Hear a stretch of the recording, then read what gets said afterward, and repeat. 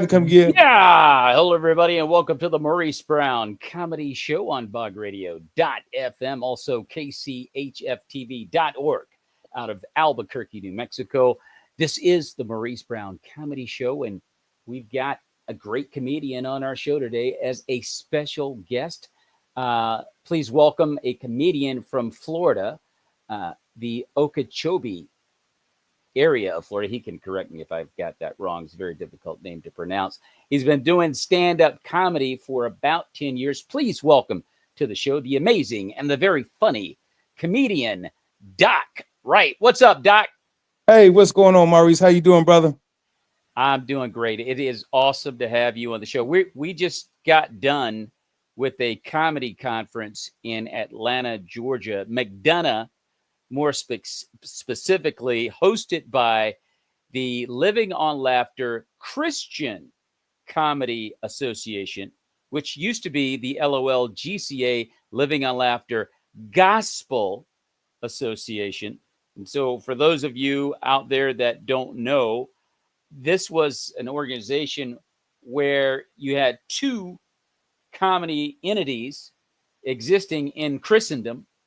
One, more Caucasian comedians lean towards the CCA, and the other one, more African American comedians lean to or towards, and that was LOLGCA, Living on Laughter Gospel Comedy Association. So David Pendleton, president of CCA, and Roxanne David, president of LOLGCA, they came together and they just made it one big thing, Doc. Yeah, And what it a was a what a cool great. thing. It was awesome.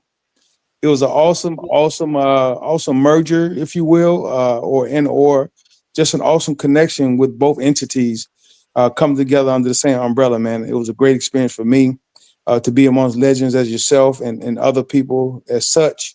And so I've been doing comedy for over 20 years. I started in 2004, 2005. So I'm at like my 20th year doing stand up, Oh, wow. clean stand up. Just want to throw that bit in there in case anybody wanted to know, that's what I've been doing. So I'm excited for you having me, man. Thank you so much for bringing me on the show. Well, it's a pleasure to have you on the show. You're very funny, and you did your thing at the conference as well as a number of the other comedians. There were so many talented Oh yes. comedians there. We had a great time. Everybody Oh did yes. great. And Yes. Roxanne David, as I mentioned, she is the president of LOLGCA, and David Pendleton of Beautiful CCA. spirit. But we Yeah. had Beautiful Willie spirit. Brown, we have Yes. Felicia Frazier, Leland Clausen from Canada. Uh, Yes. we had a lot of really good. We had the young Christian McCartney, who's this young man is going to explode. Yes. Okay, and Yeah. he's already gone. I mean, he's a viral star, Yes. but he's a funny stand-up comedian as well. A lot of these kids, as you well know, Doc, they go viral on social media, but they're not funny in person. Right. You know, Right. they're Yep. they're Yep. not stand-up comedians. But Yeah. Christian McCartney, he's a stand-up comic. Yes. Yes. Yes. It was very I was pleased to be amongst those guys, man. And especially to meet the new generation of comedians like Christian. But they had a beautiful spirit, beyond the stage and beyond the comic side of them, man. They were good, beautiful, genuine people, young and older, and it was just a blessing for me, to be in the midst of the both generations coming together as one. It was great. It was great. It was awesome to be a part of that. There were like I said, so many good comedians there.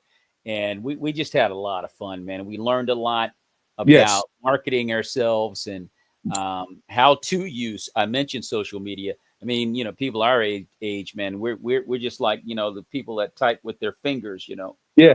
Yeah. we Yeah. Yeah. we don't know anything about this stuff. So we learned a lot about that. And like I said, just a lot of great comedians there. What was your personal takeaway, Doc, from the conference?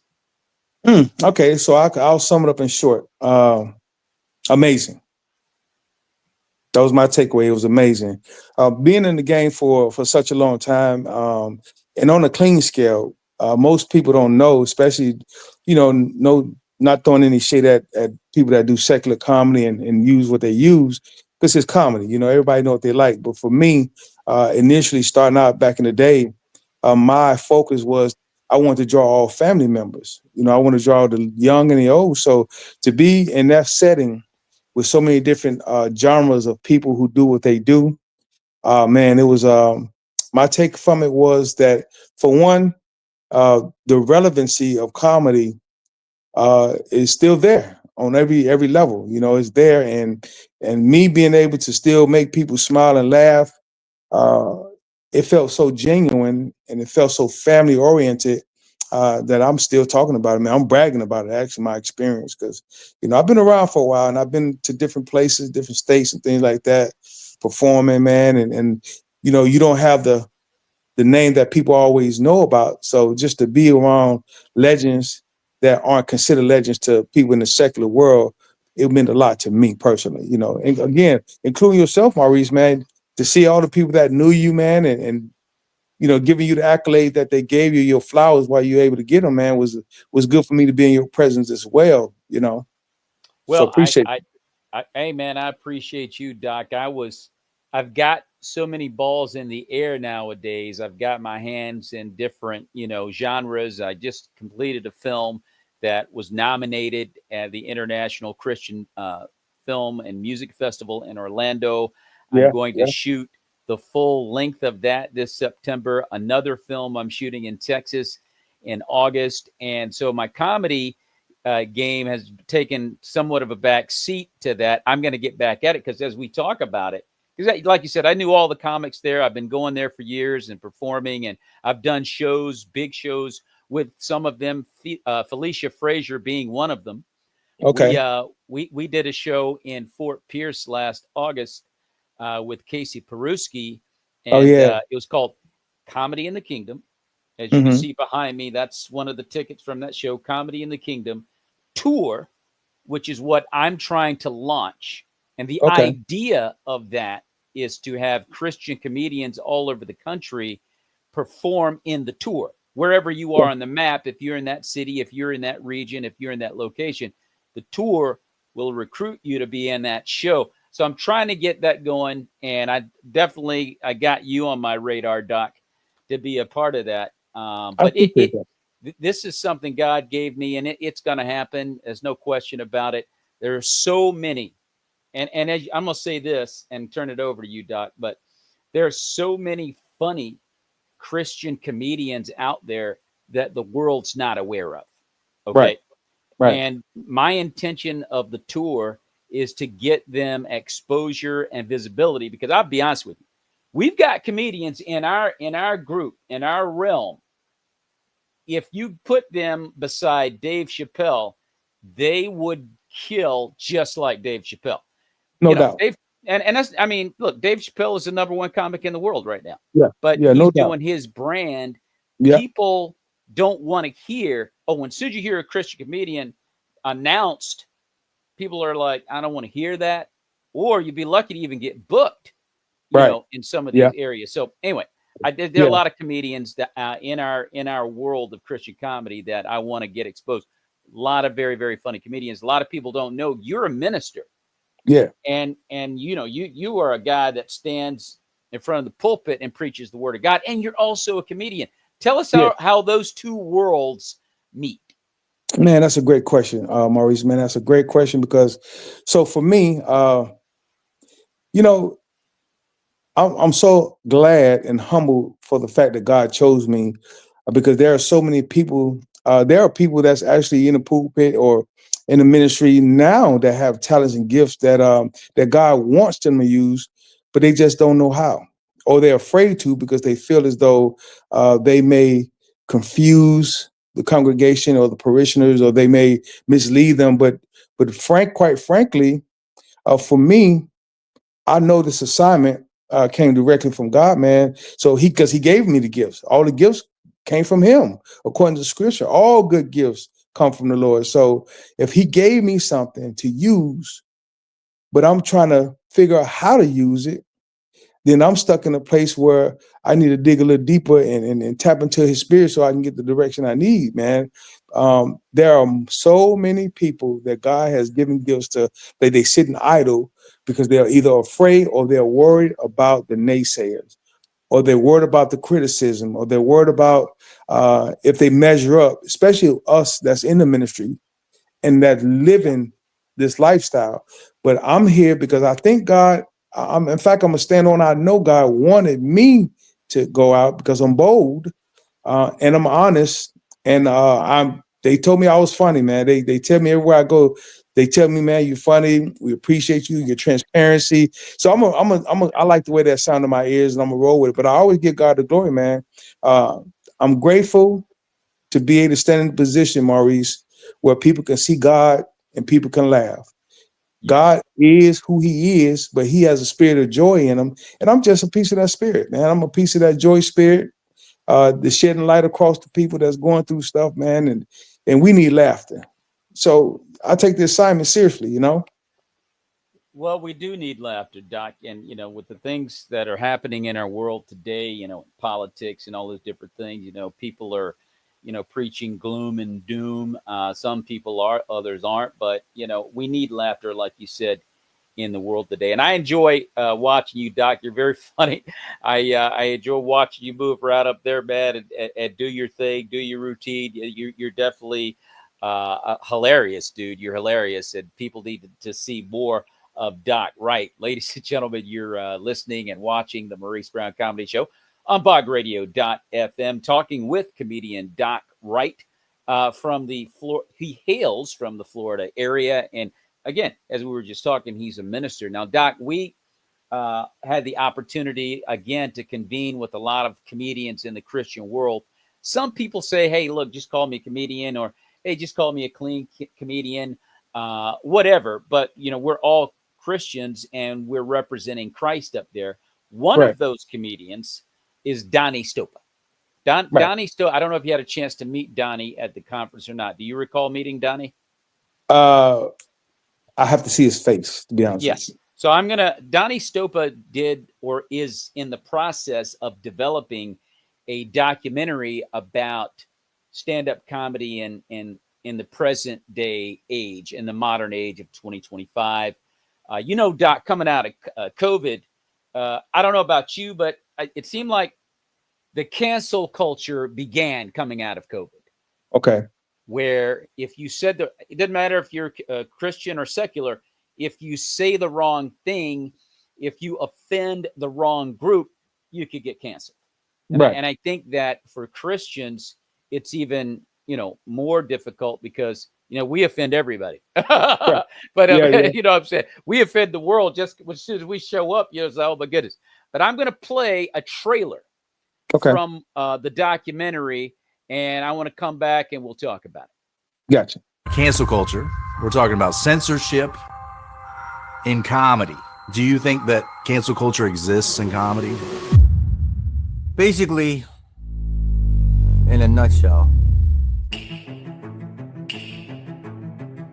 Definitely feel like, as bizarre as it sounds, like there's a war on jokes right now. Cancel culture, it's such a misdirected umbrella term.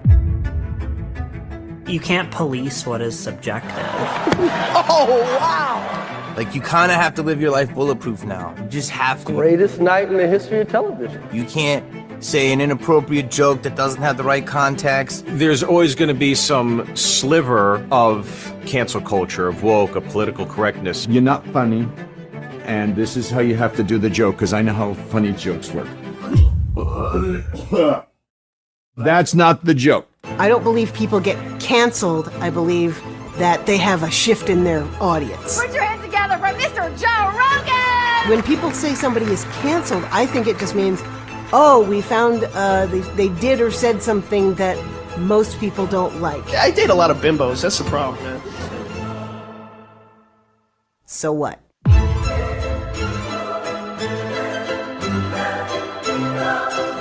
So, let's think about that joke in today's culture. Yes, let's think about that joke in today's culture. A couple of the people in that documentary I've had a chance to work with and do some comedy with. And, first of all, I'd like to ask you, did you watch the Oscars that night that Chris Rock got slapped? Yeah, yeah, I did. And funny thing is, I'm typically not an Oscar watcher per se. You know, Okay. I'm a channel flipper, and I Yeah. caught it just in the nick of time. You know, Oh wow, uh, you saw it live. I saw it live. Yeah, yeah, Oh yeah. wow. Okay. In the nick of time, like it was perfect time when I clicked, and here we go. Like, okay, so Will Smith slapping Chris Rock on stage now. Okay, Now, did you uh, think it was a joke at first, Doc? I did. Okay. I thought Yeah. it was a skit. I thought it Yeah. was a skit again because I wasn't watching it, you know, in its entirety. When I by the time I hit it, and I would just, oh, this that person, you know, you recognizing people. And when he was walking up there, when he hit him, it really didn't seem like a real hit to me at first, you know, because Yeah. again, I assumed they were doing some type of skit until I saw the antics and the aftermath of it, and I was like, wow, this was real, you know. Yeah. This was a Um, real thing.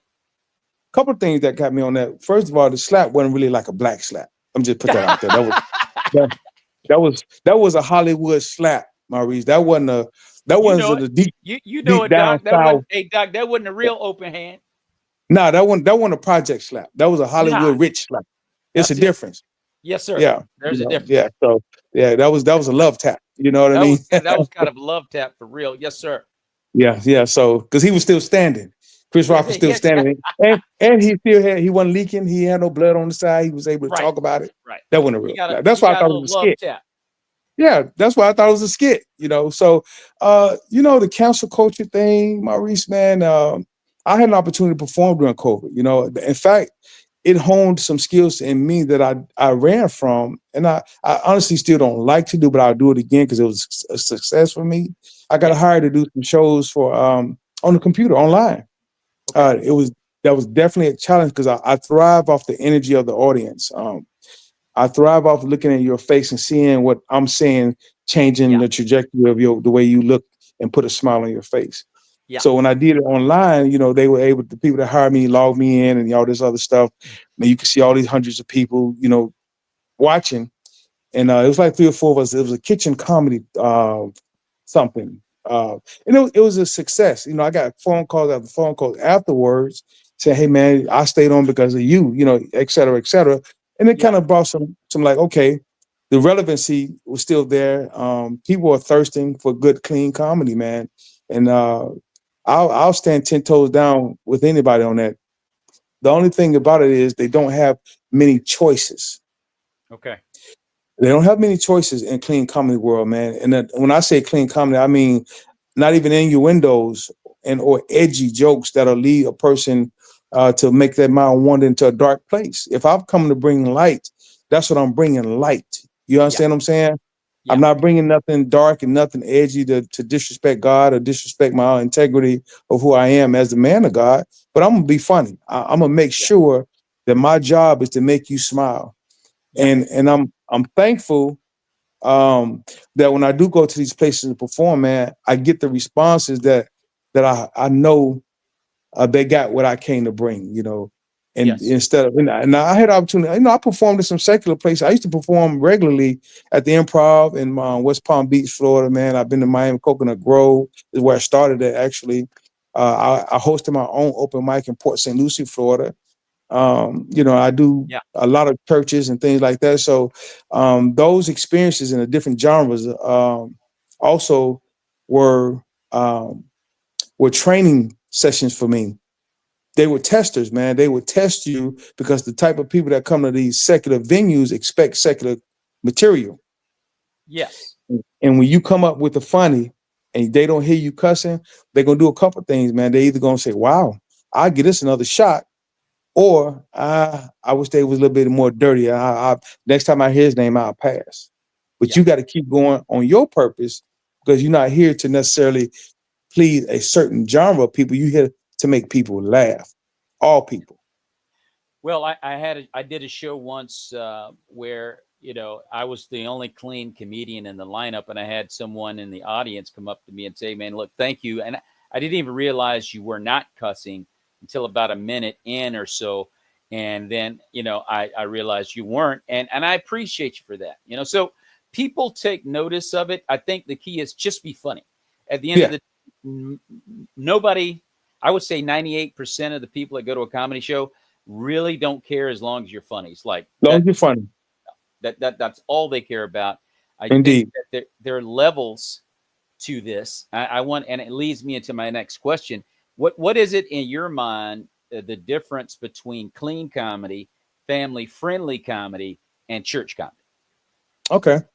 So in my mind, clean comedy is a type of comedy that I can, no matter where I am, I can do it, and I can draw any type of human being.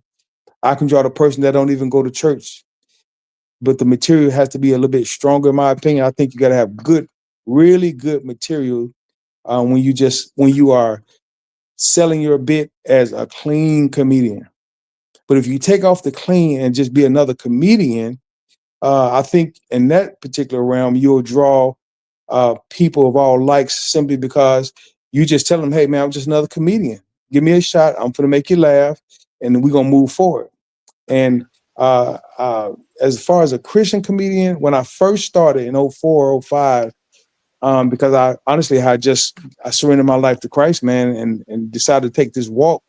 Okay. And so that was a critical place for me, because then I was kind of at a crossroads, because of the church stigma, the traditional churches. Right.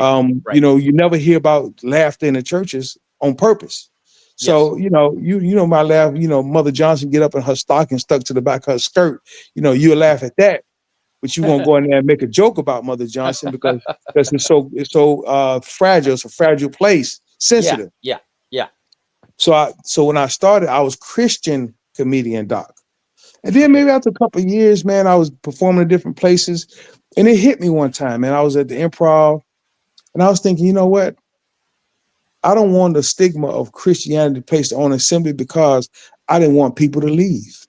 Okay. Sometimes when people hear the term Christian, they automatically turn the other cheek because they feel like you for to come and bring preaching gospel to them or preaching comedy to them. Yeah. And when they find out, mine has nothing to do with that. I mean, if I got a joke, any jokes, religious jokes, man, trust me, 99% of my material are all just funny stuff.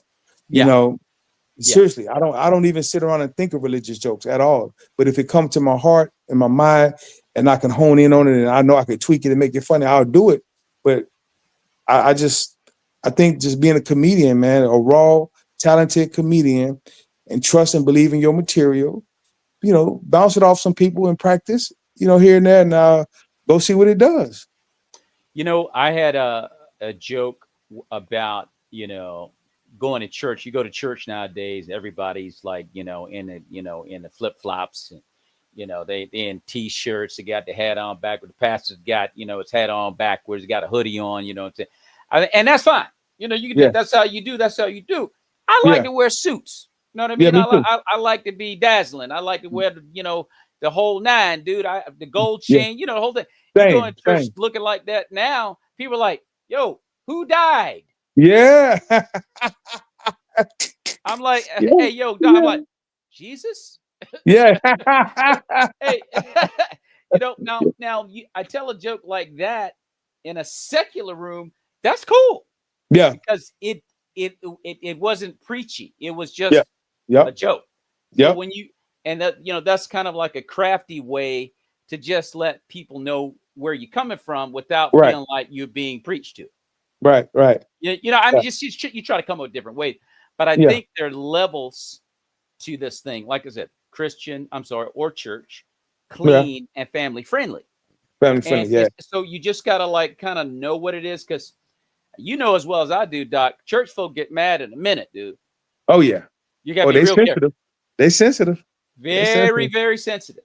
Yeah, I wrote a joke some years ago, man, about a dude approached me after a show in church because I was telling a joke about he rode his bicycle to church, yada yada yada, and man, believe it or not, the joke was about a guy that actually said, "Man, why are you talking about me on stage?" I never said his name, and the joke was lined up, but it tapped into the consciousness of him, and I was like, "Dude, get you a piece of this pound cake and some chicken, man. Go home. You on your bike. It's about to rain. Go home and call me and confront me later under some shelter. Because you being wet with a wet pound cake don't go down too good. You know what I'm saying? No, sir. It's heavy. The pound is 2 pounds now because it got rain in it. So I allow, man. But family comedy, I never categorized it like that, man. Because again, for me, if I'm clean, then everybody's welcome. I haven't, and I don't think I ever will, Maurice, try to put myself in the category to where my location is or who hires me or books me to perform. I think that'd be too problematic for me. I think that'll be off of my rector of mindset because I never came in there like that. You know what I'm saying? I wouldn't try to do that. That's putting some stuff in a box, and I'm coming to take stuff out the box. Yeah. Well, Excuse me. yeah. And like I said, there's just levels to it. And that's why I asked the question about the 3 different types of clean comedy, because sometimes it gets confused and overlaps and people get offended, people get upset. And it's just like, you got to know where you're performing to tell certain kinds of jokes. You're never offensive, but I think one of the comedians at the conference made this point, which I thought was great. And, in a private aside conversation, he mentioned that you should never do a show where it's okay. Yeah, it's clean, but it's not for children. So if I say family friendly, that means that kids are allowed. Right. But if I say this is a clean comedy show, yeah, I got you. Then, the comic is going to tell jokes that adults only will get. Kids not going to get that joke. It doesn't even have to be offensive. That's just not where they live. That's, you know what I mean? So it's so many different levels to it, and it can become really complicated. And there's probably no one answer to it. I just wanted to kind of pick your brain a little bit. Yeah, I got you. Your thoughts on it. I got you. That's a good perspective, though, man. Because I'm actually working on a marriage set, anyhow, and marriage material. I've been married. June 26th will be 27 years. So I have marriage material that, like you just said, it'll be an oversight for young people. However, I've came up with this creative way to welcome the younger generation to the same show, because I want to also get them in the mindset to aspire to marry, as opposed to living in sin, as opposed to thinking they could shack up and have a boo at the house and have all these babies and not live under the right covenant. So, to incorporate purpose in the show allows it to still end up being family oriented. However, there are some jokes that'll go over their head and it'll be a little bit mature for them from my 27 years of marital experience. You know what I'm saying? Yeah. If you talk about things that they know about, you could be shunned upon. Sex is a topic that everybody knows about, but for some odd reason, if you stand on stage and talk about it as a comedian in a setting full of Christian folk, quote unquote, then there'll be a naysayer for sure. But this is a reality. This is a reality, though. This is a reality. So if I got a 17-year-old kid, 12th grade, 11th, 12th grade, about to go out in the world, he's already or she's already been exposed to more than we could ever imagine. You understand what I'm saying? I'm not honing in on the sexual part. I'm sharing an experience about marriage. You know, and you don't have to be gritty and go all into details, about the baby oil and the massage oil and the bananas and the strawberries. But you could talk about stuff, on that surface. Yeah, no doubt, Doc, no doubt. I'm going to ask you to put your pastor's cap on for me real quick and ask you, because a lot of people say in 2025, and we people, when we get to the 50s and 60s, we get this get off my lawn mentality. Like, we think everything we did was the right way. Right. We say kids aren't as tough as they were back then when we were growing up. It's like I'm from the day when Mama would say, go get that tree branch over there and bring it to me. And don't bring me a weak one. Oh, yeah. Bring me a good, strong branch. Yeah. Or because I'm going to tear them legs up. And you saw someone getting whipped back in the day by their parents or whatever. It's like, hey, nobody called the police, Doc. Nobody called the police back in the day, dude. You go get whipped. Matter of fact, some neighbors would holler back, like, hey, save me some. And Yeah, yeah, yeah, it's just, it was just yeah, normal. yeah, So yeah, now, it's a different day, and yeah. it's that type of mentality is shunned upon for parents. Right. So, we don't raise our kids the same way that we used to. So, how much responsibility it falls on the parents for this? Because kids now are depressed, they're committing suicide, all those different things. How much of that responsibility is on the parents, Doc? So that's a great question, man. Maurice, by me being a parent myself, my wife and I, we have two adult children, 25, 26. We have a 16-year-old Okay. junior. I'll say this. For me, and as being a minister of the gospel, man, I still stick to the core values of what the word tells me. God give us great detailed explanation of how and which way to do and approach situations in life. Um, if we pray, man, and we follow these precepts, and we follow these instructions, man, that are given to us, it can be transferred and conveyed to your children the way it's supposed to be in that moment. I think compared to our generation and the new generation, they don't understand that type of discipline that you're speaking of, man, is because society has gotten involved to the point where they are dictating the way things are supposed to be done. And that's a huge problem, in my opinion, because if I turn on a talk show and they're sharing their opinion about how I should raise my child, and I'm 10,000 miles away from you, we allow those people into our home to dictate and start telling us how to do what we are supposed to do the way God tells us to do. That's where the problem comes in. Yeah. And so many people are trying to, some people they taking advice from people who need advice. Mm-hmm. You understand what I'm saying? Yeah. I was told, and my children came up under the way I did. I didn't spare the rod. Mm-hmm. It just so happened there's this thing called love, Maurice, that Yes, sir. has to be incorporated in everything you do. When you rearing children, when you have a family, when you have a wife, there's this love that we're based on. There's this love that our foundation of life is built on. The principles of life are love. Is love, man. And when we know how to dissect that love factor into everything we do when we're raising our children, when we're trying to make a living, man, when we're trying to build these families and even getting ourselves in a position of leaving inheritance, whether financial or otherwise, everything has to have love factored into it. That's the Mm-hmm. balance. You have to love your children enough to get into their business. Because at That's right. 15, 14, 13, my children don't have no business. Their business is to obey their parents, Yes, sir. That's learn, it, Doc. That's it. me teach them, and me being inside their world because what they see on TV and they have more access than we can imagine. So, Oh, yeah. this digital world that we live in, this space age, I call it, um, Yeah. parents are allowing too much space with their children. I hear it all the time, man. I hear parents say, well, she was in her room, and, she had her door closed and, he was in his room with the door closed. And I'm like, really? Well, how old are they? 13. I didn't want to, I heard a parent tell me I didn't want to invade their privacy at 13. Mm-hmm.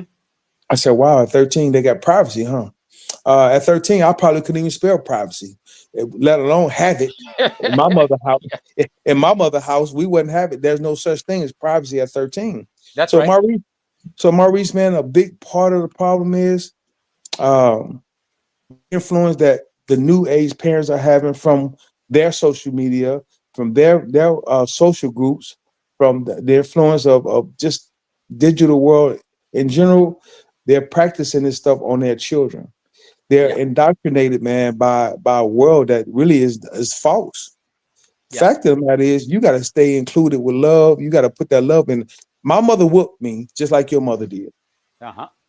But my mother also showed me the portion of love that would balance out the feelings that I felt when I was getting my behind tore up. Yes, You know sir. what I'm saying? And Mm-hmm. at the end of the day, as you get older, you understand why.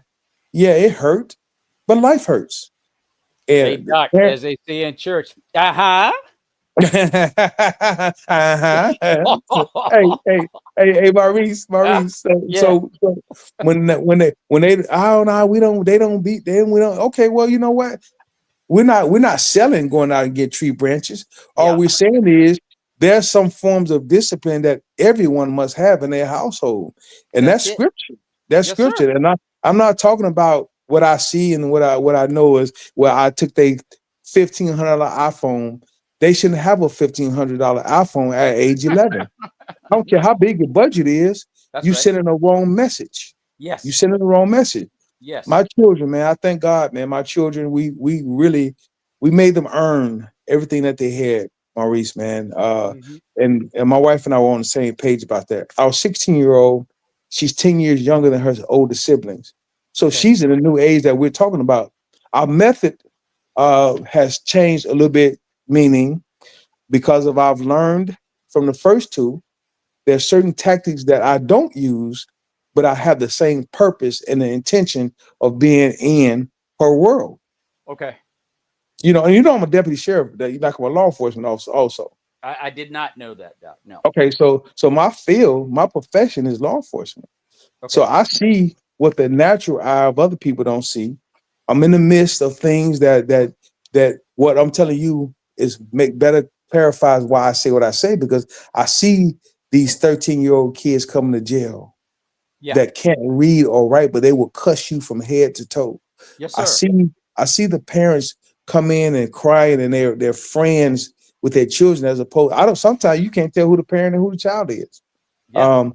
That's not God intended purpose. That's why He chose us to be parents Mhm. and to oversee over the children, Yes. not the children oversee over the parent, and the parents asking them, "What should I do?" No, it's all messed up, Maurice. Man, it's bad, Yeah. but it can be done with love. Love is the principle. Love Yes. is the principle. Love is the principle, not friendship.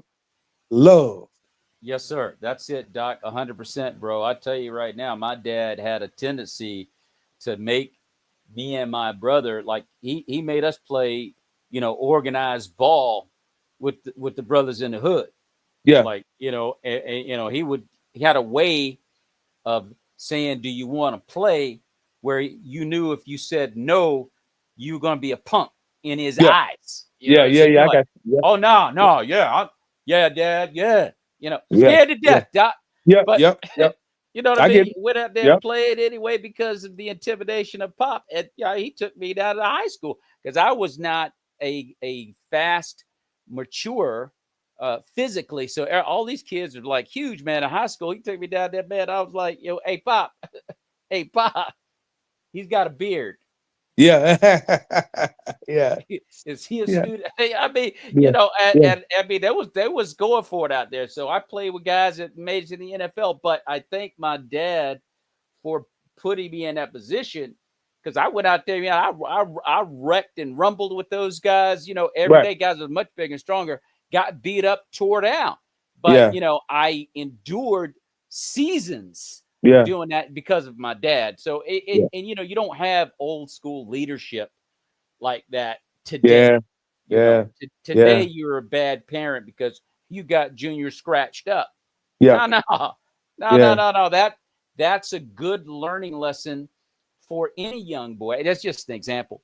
But I wanted to pick your brain a little bit on that, Doc. I appreciate yeah, you for entertaining it. yeah, yeah. No worries, man. No worries.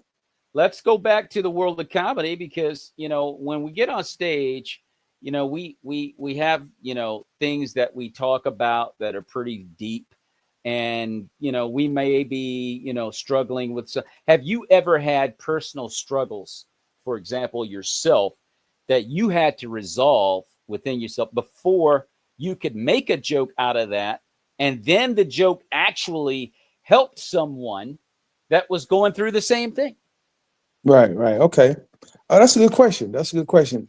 So as far as back as I can think, the answer is no for me on that. In the sense of the way I deal with stuff, man. When it comes to listen, Maurice, I carry energy within me, man, on purpose. I'm intentional about my joy. I'm intentional about loving folks, man. I'm intentional about peace, and I'm also intentional about staying in a circle of people who have like minds. Yeah.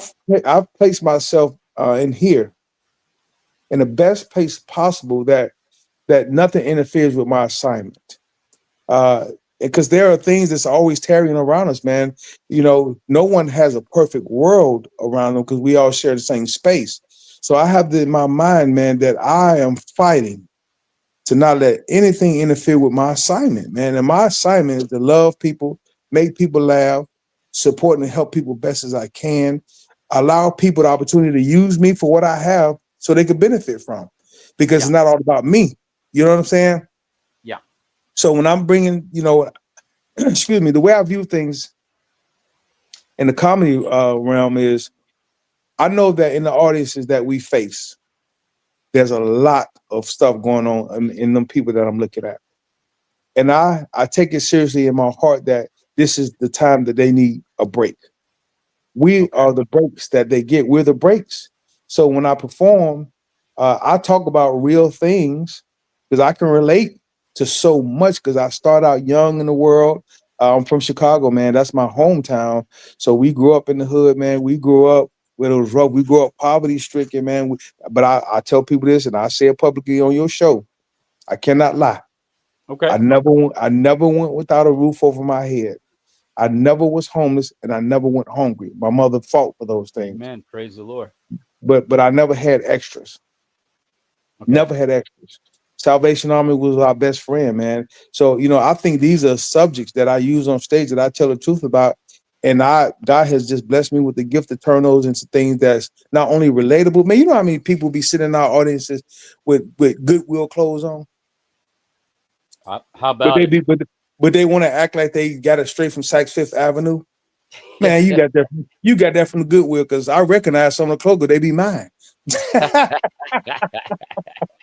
Yeah. Hey, but when I share these stories and I tell my truths, yeah, I'm blessed to have a little extra. I can get some extras now, but you know what? I still go back to my roots, man. There are people that we face in the audience, man, that we have to deliver so much transparency, so much love, so much understanding that they want to come back and see you again. When they hear your name, Maurice Brown, they want, man, I remember Maurice because you said something that was so relatable to them, whether it was a childhood, whether it was traumatic situation that you were faced with, that you came out of, whether it was some horrible, horrible things that happened, you just are able to shed a comedic light to it now that they found an avenue to laugh through your experience. You know what I'm saying? Oh yeah, yeah. I've actually had that happen to me before. Again, one of those nights where I'm the only clean comic in the lineup, and there was I've told the story a number of times on the show, but she was heckling. I mean, she was the worst heckler, Doc, I think I've ever heard. Mm-hmm. And I'm thinking to myself, man, I don't know what I'm gonna. I mean, she gave everybody the business. So I'm going, man, oh man, I don't know how I'm gonna handle this. I get up there, she jumps up. She's in the back of the room, comes to the front, sits right down in front of me. I'm going, oh boy, here it comes, right? Mm-hmm. And she did not say one hateful thing. Wow. She listened to my entire set. Wow. And afterwards, she said, I want to thank you for talking about your family. Yeah. And I wish I had a family like that. And my husband is beating me. Oh, wow. You understand what I'm saying? So I got you. That's where that anger was coming from. Yeah. You know, just berating every comic. And Yeah. of course, if you get up there and you're just spewing venom and calling it comedy, Yeah. you're going to wake up people like that. Yeah, I got you. And that anyway, makes long sense. story short, you know, you touch somebody's life. You didn't even, you know, think that was going to happen that night, but because you stay true to being pure in what you do, it can affect somebody. Absolutely, man.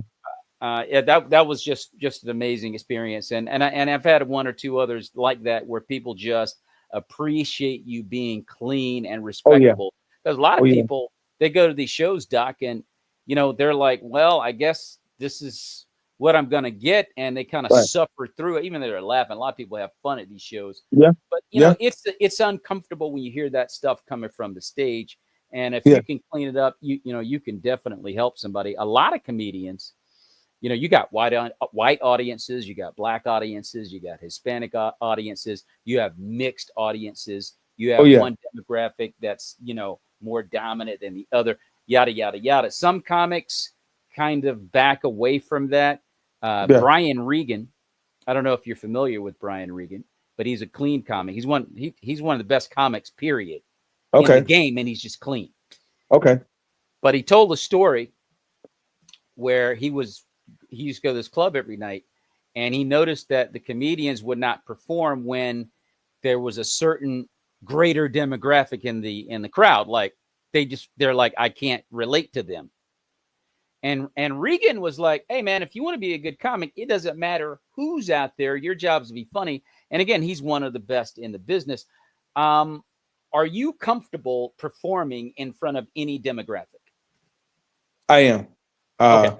And I had the opportunity to do that, which was great for me. I did a show a couple of years ago in a city called Boca Raton, Florida. Yes, sir. Boca Raton. Yes, sir. Yeah. I had a guy call me, asked me to come in and do a set with him, and he told me about the audience. And you know, one thing about this craft, this gift that we have, versatility is your best friend.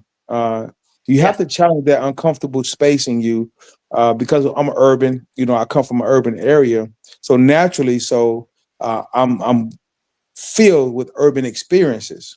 Yes. But the challenge comes in when you know you got a gift for sure, is when you can go into a different setting where most of the audience are Caucasian. Yeah. And at this particular venue, I think it was full of our Caucasian brothers and sisters and just a couple of African Americans, you know, black and white, if you will. Let's call it spade a spade. So, but I got in there, man, and when I got the microphone and I did my spiel, it was no different. You know, what I said was funny.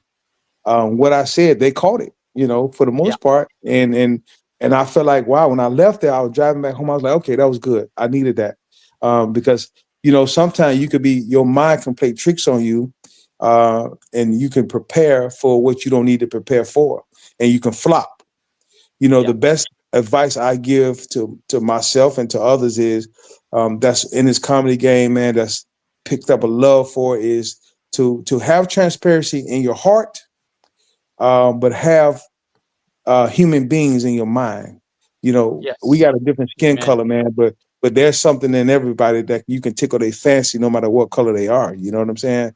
So that experience alone prompted me to not worry about certain types of jokes to bring to certain types of people. Bring the jokes and let them decide. I love it. That's exactly what it comes down to, Doc. What advice can you leave with young comedians out there that want to be full-time comedians? They're young. They want to do this for the Lord. They want to be, you know, a comic. You know, that they want that to be their vocation. What kind of advice do you have for them, Doc? Let me ask you this, Maurice. Is that a question merely for Christian comedians or all comedians? All comedians. Okay. So for comedians that want to come in, the younger generation of guys that took a liking to this, and we met some at the conference, man. We met quite a few. Yeah, we met quite a few young guys who were funny, and I enjoyed them, man. But my thing is, by me being, and I've had spells in this business, in this game, man, where I've had slow seasons. You know, the shows had simmered down for me, you know, and then you'd be wondering, you'd be questioning yourself, is this for you? Is this what you're supposed to do? I'm going to say this from two standpoints. One, as a Christian and just a man that chose God over everything, I say, if you can tap into your purpose and why you chose what you want to do, if it makes sense, then you're going to be fine. I've learned, and I'm not, no disrespect to no comedians, but there are comedians who decide one day that they want to be funny. Okay. They'll put themselves in this lane, and I'm talking from hosting my own open mic for a long time, for quite some time. I got to see so many different classes, so many different genres of human beings that say they was comedians and want to be funny, that I end up being a coach to some of them, not to sound like I'm Mr. Funny of America, the world, but they all gel to me because they, you know, the peace that I have and the sense of comfortability with the microphone in my hand, they wondered how did I get that way? Well, Yeah. that's because I knew the purpose. The purpose was part of my journey to make people laugh. So my advice would be to make sure that you know that you have a calling to do this. Now, I'm not saying that you can't decide to be a comedian and write jokes and learn how to hone the skill and become funny and go somewhere. I'm just saying to draw good followers, good people that's going to stay with you throughout your entire career, and to not have to work so hard at being funny. Right. It has to come. It has to come as a gift to you, man. I would tell the young generation, hey, if this is your choice, be smart. Let no one change your mind about how you want to do what you want to do. I got told that from a guy I met after a show, a gentleman that played in the movie The Barbershop. He stayed, he was the headliner. I opened for him, and he stayed afterwards to meet me personally, to give me accolades about being clean but being funny. That did something for me. He told me, and I'm telling the young generation this to answer your question. He told me, he said, Doc, he said, man, you are funny. He said, you are generally funny. He said, man, I thought you had been doing this for years. And at the time, I only had been doing it maybe 2.5, 3 years. He said, no. He said, man, I'm telling you, you are funny. He said, keep doing it the way that you know you want to do it. So my advice was never let no one change the way you had in your mind from the very beginning. This is how you want to do your ride.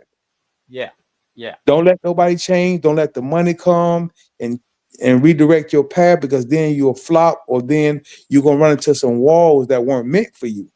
So I say stay the course of how you envisioned it. Stay the course of how God gave it to you. Stay the course. And I would encourage more people to try clean comedy, only because of people are people. Old people like to laugh. Little children they don't have to find a babysitter when it's time to go to your show.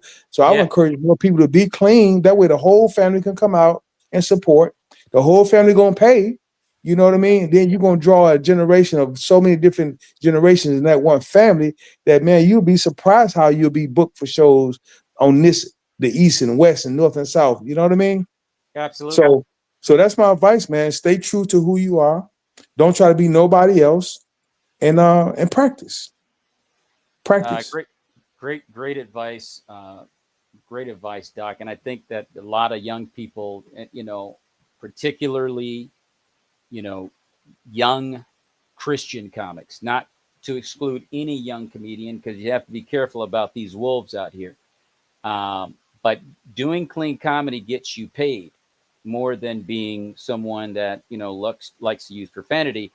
Right. And I think that, you know, again, I go back to, if you're a Christian comic, don't be lured in by the money, the fame, Absolutely.